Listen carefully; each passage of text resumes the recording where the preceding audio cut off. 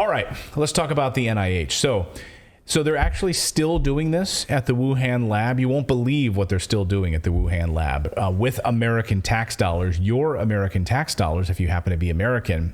Yes, with your money. The Daily Caller has uncovered evidence that the National Institutes of Health, the NIH, is still keeping the money flowing into the Wuhan lab.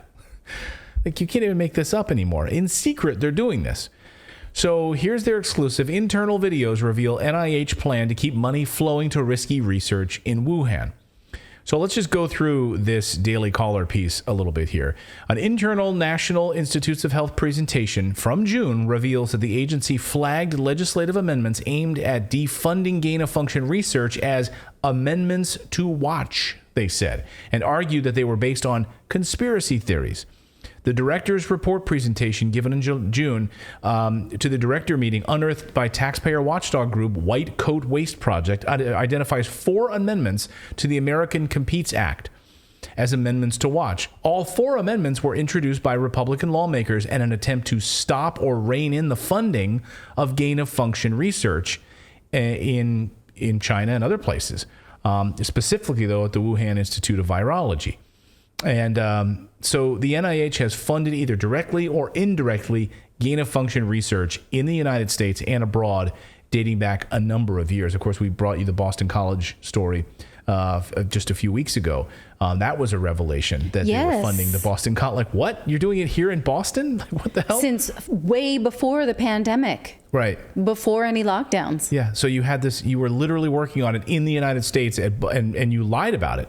And it was signed off by you can go to their website, you could go to Boston University's or Boston College, I forget, it was Boston University. And you could literally see on their website that it was funded by the NIH. So you're lying, Dr. Fauci. So COVID arguably started in the Wuhan lab. But in his recent deposition, he said, I never approved those things. They didn't make it up to me. He was busy. He was floating above. He didn't know. But he emphatically told us a number of times that that the NIH did not fund gain-of-function research. American taxpayers didn't pay for it, so they lied about it. Watch. I don't know how many times I can say it, Madam Chair. We did not fund gain-of-function research to be conducted in the Wuhan Institute of Virology. Mm-hmm. So as part of this, what Senator Roger Marshall is now going to be looking at with this, they're still funding gain-of-function research in Wuhan. Like, how the hell does this happen?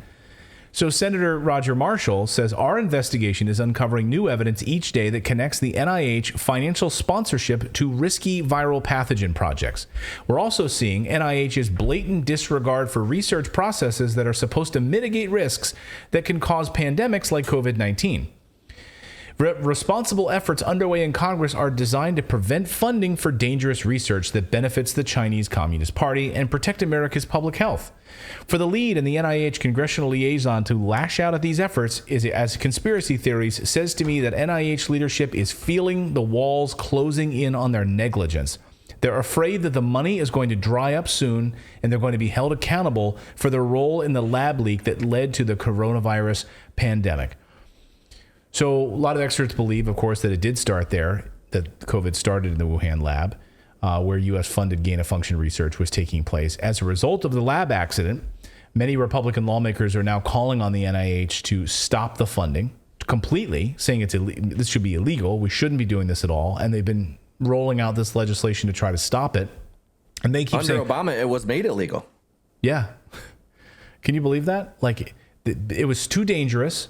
Too many problems. You're going to take this thing and you're going to alter it and make it more prone to attach itself to human beings. Right. And when asked about this in a deposition around the lawsuit between the two attorneys generals who are suing the Biden administration around censorship around COVID information, when Dr. Fauci was deposed in late November, he said, yes, I know it's illegal.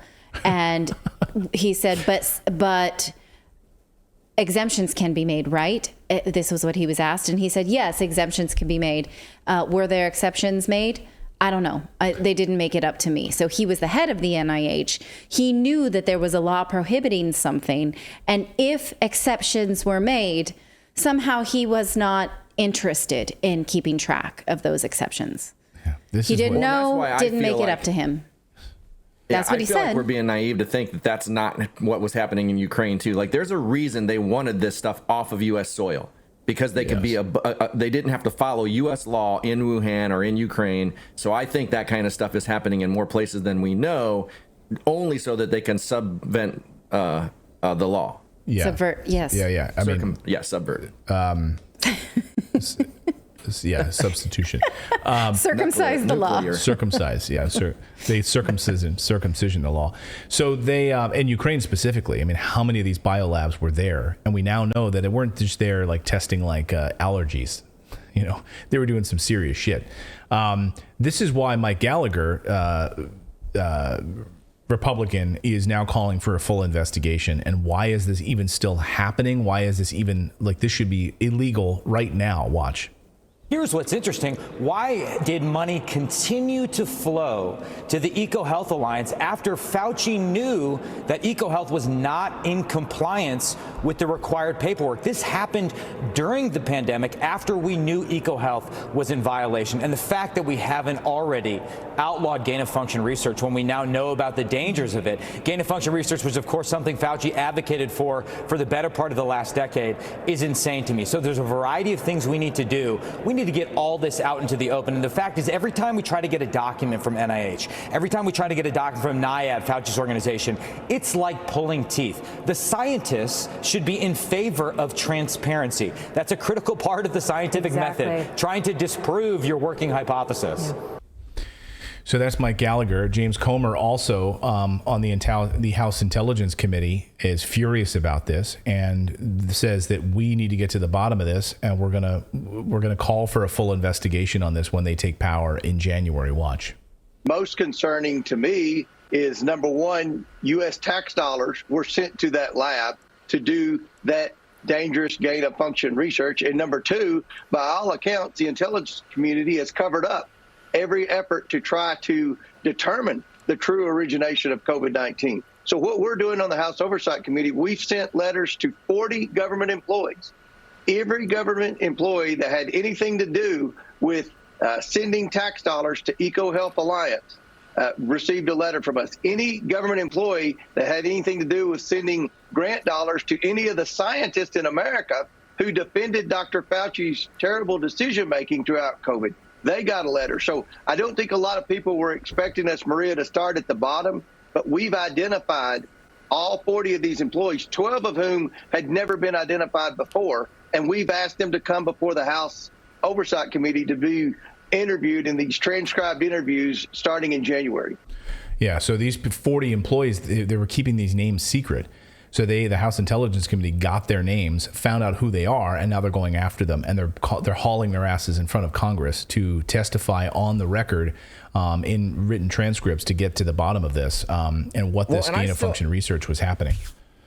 I still get irritated that they don't keep going back a little bit further to 2017 when Fauci was telling Trump that there was going to be a pandemic, because saying that and having the knowledge of what was going on, because they already knew that the coronavirus wasn't going to attach to humans, so they were adding that so that it did. So if he had the foreknowledge of that, knew what kind of research they were doing, and was that confident, not saying there might be a pandemic, he said it will happen. So like, they're not going back and drawing that timeline to like, did he have foreknowledge of this?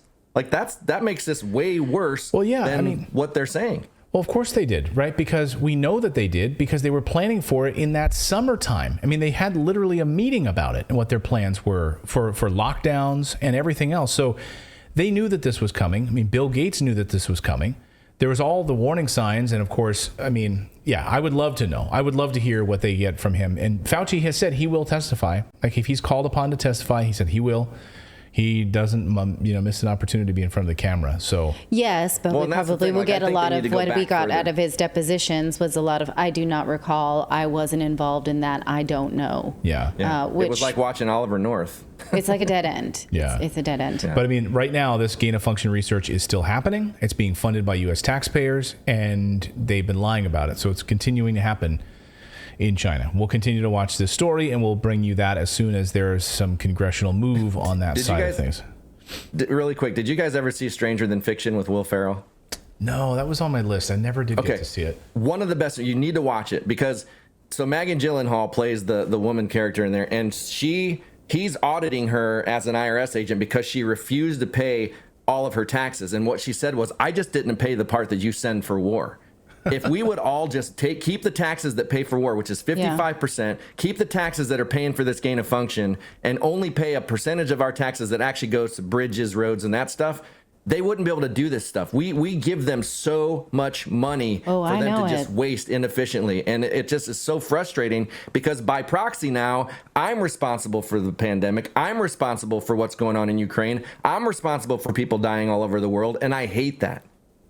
Yeah, we just did our taxes, and I know it's all going right to this. It's all going right to war. Oh, yeah. I mean, I do tax planning every month, so it's a kick right in the balls if I had them, which I don't. Thank you so much for watching this segment here at Redacted. We are live every day at 4 p.m. Eastern Time, trying to share the stories that the mainstream media will not cover. You should also come over and join our community of Redacted Rebels over at Redacted.inc. That's our private locals community where we can share exclusive content that we simply cannot share here on YouTube. Come over and join the rebellion together right now by going to Redacted.inc. We'll see you next time.